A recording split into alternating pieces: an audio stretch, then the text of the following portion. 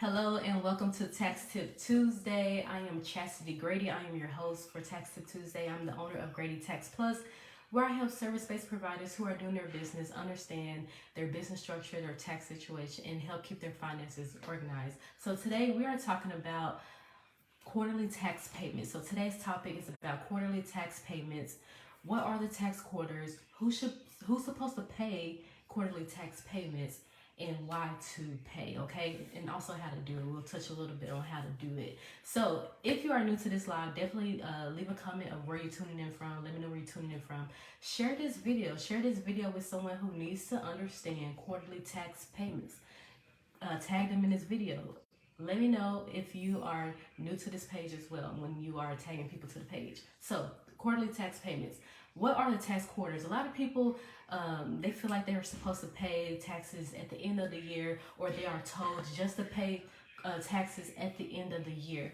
But really, there are tax quarters that you need to follow in order to pay estimated tax payments. And one of the reasons why you need to follow the quarters versus just paying one time at the end of the year or when it's time to file your tax return is because if you are getting penalties or interest or anything, really penalties, if you receive penalties for not paying on time, then what the IRS does, they go back and look and see, okay, did they make quarterly tax payments timely?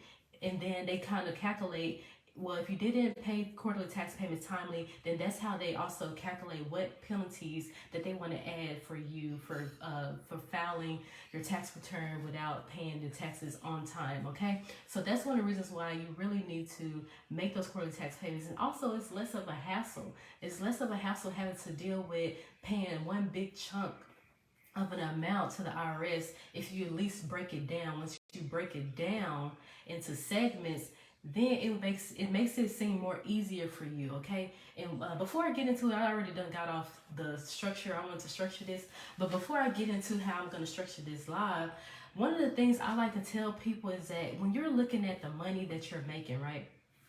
Look at it, treat it as if you were working a W-2 job, all right? So if you're working a W-2 job, let's say you make, I'm just throwing out easy numbers. Let's say you make $3,000 for that month, right?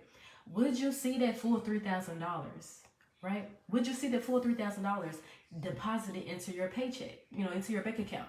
Hey, Cassandra. No, you would not see it. You would see $3,000 minus withholdings for federal, Social Security, Medicare, if you have health insurance, if you have all those other, additives that you can add, 401k, all of that, you will see $3,000 minus all of that, and then you have your take-home pay, right? So a lot of people fail to continue that same, like you've already been trained to not receive the full amount of money that you're making, right? You've already been trained, if you ever had a W-2 job, you've already been trained to not receive the full amount of money that you are actually supposed to, be paid, right? So treat yourself the same way as a business owner, sole proprietor, an independent contractor, whatever you are. Treat yourself the same exact way, okay? So if you make $3,000, let's say, for the month in your business, don't treat it as if that $3,000, all of it belongs to you. It does not. Some of it belongs to expenses. Some of it belongs to malpractice insurance or errors and omission insurance or whatever kind of business insurance that you have. And then also it belongs to, some of it belongs to the IRS, all right? So let me go ahead and, because I already got off the structure, how I want to structure this. So let me at least tell you the tax quarters before I keep talking about that part. So the tax quarters, so the IRS breaks it up in 4 tax quarters in order for you to make the estimated tax payments. Right now, we are in the 3rd quarter. We're about to end the 3rd quarter on tomorrow, August the 31st. So the 3rd quarter, since we're in this currently, is from June 1st to August 31st, with the payment due September 15th. And then, of course, we have the last quarter coming up, which is from September through December, with the payment due January 15th. And then for the start of the next year, you have, I know it went by fast, right? We're about to be out of this year, right? So for the beginning of the year, which is for every year, the 1st quarter is always January 1st through March 31st. And then the 2nd quarter, people get confused on that one because it's really short. It's only 2 months, so it's only April and May, all right? So who's supposed to pay quarterly tax payments, right? Who's supposed to pay quarterly tax payments? A lot of people think that, oh, because I have a W-2 job, I don't have to worry about paying quarterly tax payments. Well, that's not true. Because a lot of times people with a W-2 job, they're not taking enough out of their paycheck. All right. Sometimes people still have that zero exemption, right? And hopefully y'all not walking around here with, that zero exemption. But some people are. So if you have that, and then also if you have the higher exemptions, like if you still have that old form where you can put how many dependents or whatever exemptions you have on there. See, some people used to put like 5, 6, 7, 8, 9. A lot of people used to put a lot because they want to have as much money as possible throughout the year. Well, if you are someone who does that and then you end up owing, at the end of the year, then you are someone who probably should pay estimated tax payments. If you run a business and if you're making money in your business, then you are someone who should likely pay estimated tax payments. And a lot of things outside of that would require you to make estimated tax payments, such as if you have stocks. Okay, you receive money from stocks and you owe taxes on that. You're someone who should pay estimated tax payments. If you take from retirements, taxable retirements, and you have to pay maybe a penalty or something on that, then you are someone who should pay estimated tax payments. So paying estimated tax payments is not exempt. Like, no one is really exempt from paying estimated tax payments just because you feel like, oh, I'm working a W-2 job, or just because whatever the situation is. Any of those situations can put you in a position to where you're supposed to make those estimated tax payments, okay? Now, the estimated tax payments, it includes not only the federal taxes, but the self-employment taxes. And people really overlook that self-employment tax, okay? That self-employment tax will get you every time, especially after the federal has been taken care of from the tax return and you got all your deductions and credits and stuff that applies towards the federal tax. But then that self-employment come and hit you and you don't have any refundable credits, or you don't have any tax payments that you already applied, then you can see yourself walking away with a huge tax bill if you don't pay estimated tax payments, okay? So I have a question. How do you start doing that? Where would you get that information to do so? I am going to get into that I'm going to get into that just a second. So thank you for that question. Now, so I talked about like what are the quarters and who's supposed to pay. Now, why to pay, right? Again, I mentioned the self-employment tax. That's 15.3% made up of Social Security and Medicare. Both combined makes up 15.3%. That right there alone, based off your net profit, is a tax that you have to pay, right? And then not only that, you have the federal taxes. Like I said, a lot of people forget that you have both, especially when you're operating a business. So when you are considering making estimated tax payments, you want to make sure that it includes enough for the self-employment percentage that you will owe, in addition to any federal taxes, okay? Because your net profit is based off of federal and Social Security taxes, all right? When it comes to business owners.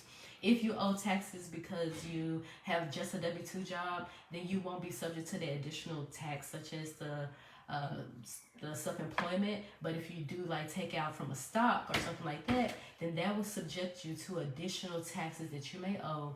And that's where those estimated tax payments can come in if you don't have enough credits in order to cover that on the tax return, okay?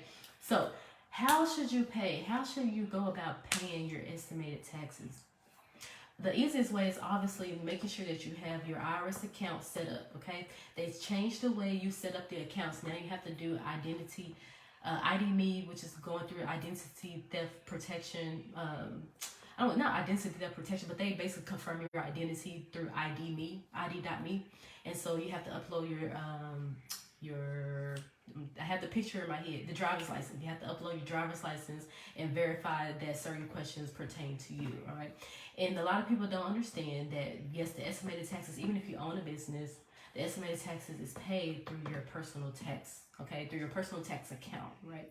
If you have to pay payroll taxes and other things like that as it pertains to your business, then you would set up a separate account with the IRS to have that credited directly for payroll. But in regards to, like, for example, the self-employment tax, that's a personal tax, and the federal taxes, that is directly related to your personal account. So you would use your personal account with the IRS in order to make those estimated tax payments, which is on the irs.gov website, okay? Now, a lot of people don't understand, okay, well, I'm supposed to pay estimated tax payments, but what am I paying the amount on? Again, I mentioned net profit for your business. When it comes specifically for your business, the net profit, okay? A lot of people don't understand what the net profit is. The net profit is your income minus expenses and what you have left. So if you have nothing left after the income minus expenses, if you're in the red, then it's likely that you may not owe anything for that particular month or the quarter. But if you have income minus expenses and you're in the green, which is a great thing, then that means that you will likely have to pay estimated tax payment for that particular month or for that quarter, okay?